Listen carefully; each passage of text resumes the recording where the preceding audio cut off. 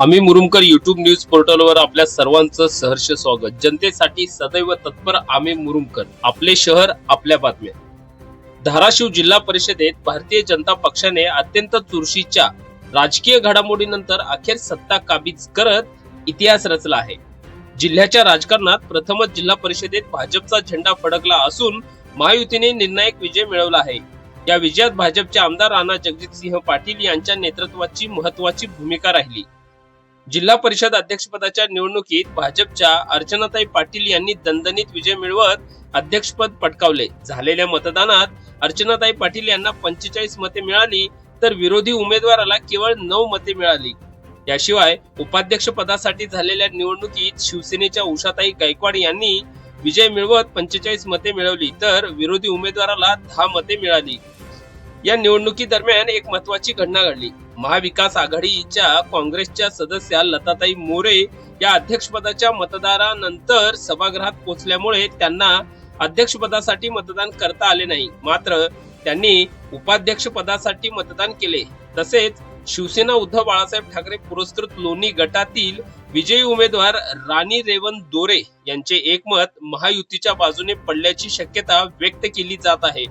त्यामुळे महाविकास आघाडीचे एकमत फुटल्याचे स्पष्ट झाले। महाविकास आघाडीच्या बाजूने एकूण 11 मते अपेक्षित असतानाही प्रत्यक्षात 10 मते मिळाली। दरम्यान अध्यक्ष आणि उपाध्यक्ष निवडणुकीच्या पार्श्वभूमीवर गेल्या सुमारे 32 दिवसांपासून जिल्हा परिषदेचे सदस्य जिल्ह्याबाहेर मुक्कामी होते। या काळात महायुतीमध्येही पदांवरून चुरस निर्माण झाल्याने जिल्ह्यातील राजकीय वातावरण चांगलेच तापले होते। मात्र अखेर चर्चेनंतर महायुतीचा फॉर्म्युला ठरला आणि भाजपकडून अर्चनाताई पाटील यांचे नाव अध्यक्षपदासाठी अंतिम करण्यात आले होते। निकाल जाहीर होताच जिल्हा परिषद परिसरात महायुतीच्या कार्यकर्त्यांनी मोठा जल्लोष केला। गुलाल उधळत, फटाके फोडत आणि घोषणाबाजी करत कार्यकर्त्यांनी विजयाचा आनंद साजरा केला। या निकालामुळे धाराशिव जिल्ह्याच्या राजकारणात नवे सत्ता समीकरण स्पष्ट झाले असून जिल्हा परिषदेत भाजपने पहिल्यांदाच सत्ता काबीज करत नवा इतिहास घडवला आहे।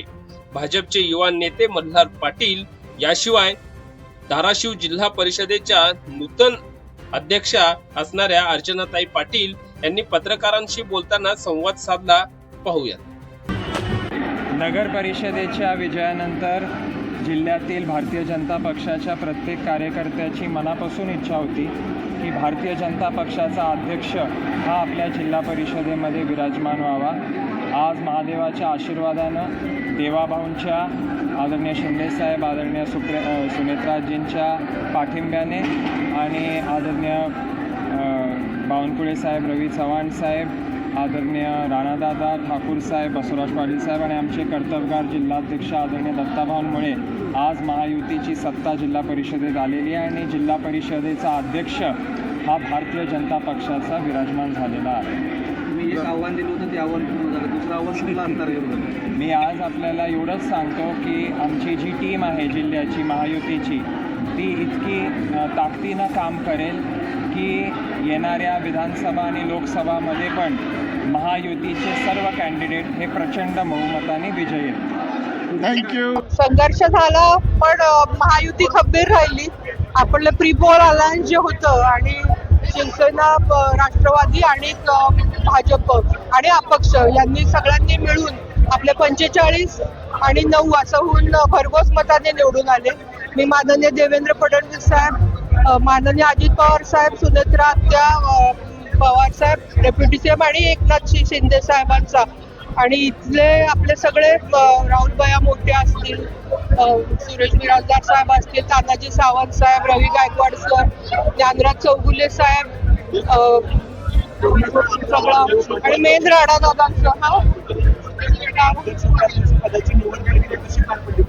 नाही, तुम्ही बघितलं एकदम सोपं होतं। 1 वे झालं, 45-9 झाले, त्यामुळे काय 1 वे झाली। त्यांनी मोठेपणा घेऊन बिनविरोध केला असतं तर अजून चांगलं झालं असतं। आपला अनुभव पाठीशी आहे अध्यक्षपदातून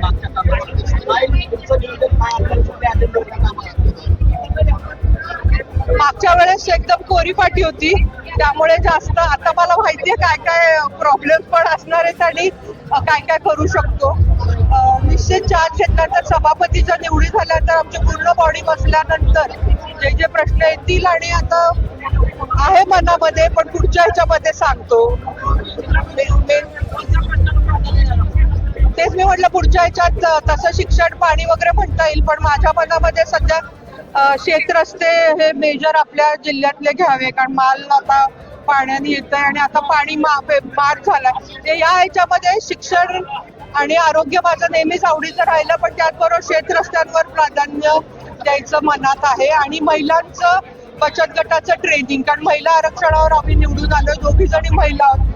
महिलांना उमेदच्या माध्यमातून आणि कसं त्यांचं दरडोई उत्पन्न वाढवेल या दोन गोष्टीवर मेजरली मला फोकस करायचं.